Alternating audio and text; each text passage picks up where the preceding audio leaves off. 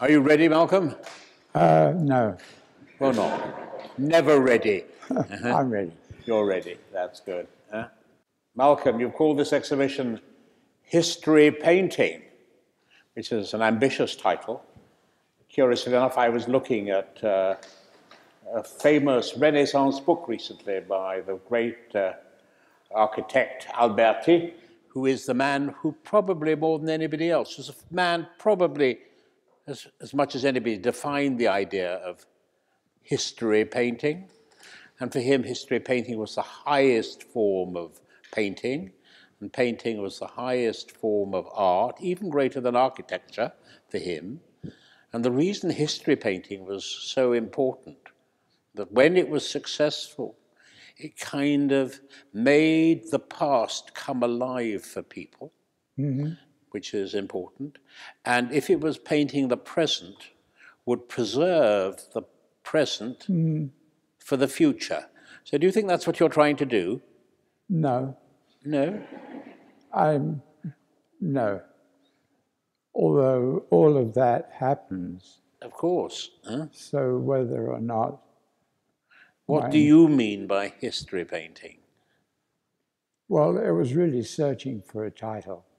The new development of the medieval knights came out of a really pictorial interest, in so much that what I'm looking for always is a kind of color. And I came across these little figures that were these knights. They were little push-out cutouts, and they represented pictorially where I could go to make a new kind of painting. And the color was very primary, very primary. And it was symbolic color. The knights wore their color that represented themselves. What seems to construct the image itself is through pictorial judgments. Of course. About what things fit where.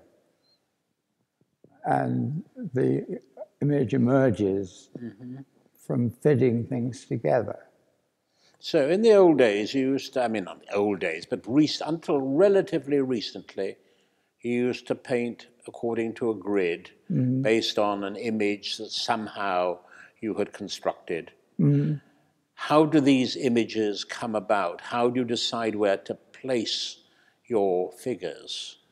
Well, they start off as very detailed drawings of the figures. Onto the canvas onto the canvas? Which is transferred through transfer paper. And they're very, very thin lines that define the whole image. And so the grid now is the drawing of the object. It comes from starting from the inside to the outside. Starting from the mass to the contour. So essentially what's happened is, in the changing of the way I'm painting them, is how these images are emerging.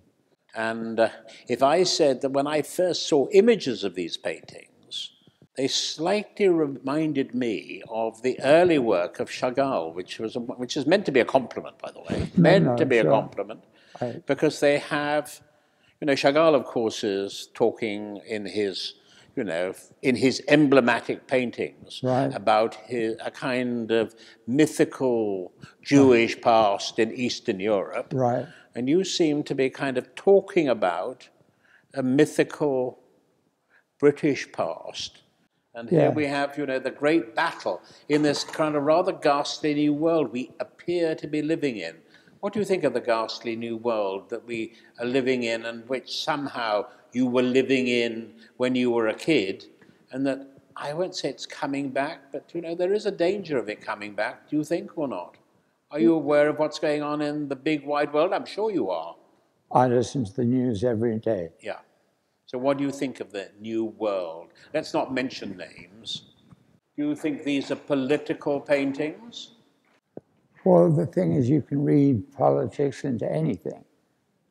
Even into an abstract painting? Yes, if you want to. Yeah.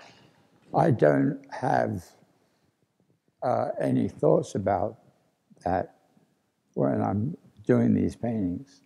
There's no conscious thinking about a political, although I do think about a kind of a parallel, like what I'm doing. Kind of parallel universe that you're constructing. Yes, yes. So it's parallel to the military activities going on in the world in relation to these images. But the paintings are very independent. They're very much things in of themselves. Realism, where does that come in? Because you started, I mean, if you like, your first impact was as an artist of sublime realism, intense realism. Do you think that survives in these paintings too? It's come back. It's come back. Yeah. The intensity of the illusion. The illusion. Yeah. The illusion of the nights. Right. But also it's the illusion of the fresco, of the tapestry. Right. It covers a lot of ground. Yeah. So tell me about your relationship to abstraction and realism and so on. I mean, do you still think about these issues when you're painting? Yes, I do. Because I feel really, in a way, cursed by the need to make paintings that are images that people will experience. Say that once again. You feel cursed by the need to make images. To make images that people would experience. And so that brings. So you think that subject can never be eliminated from painting, from your perspective? Not from my perspective, no. You do it so beautifully. You do it so beautifully with such raffinesse, and I almost want to know how you achieve this amazing smoothness suddenly.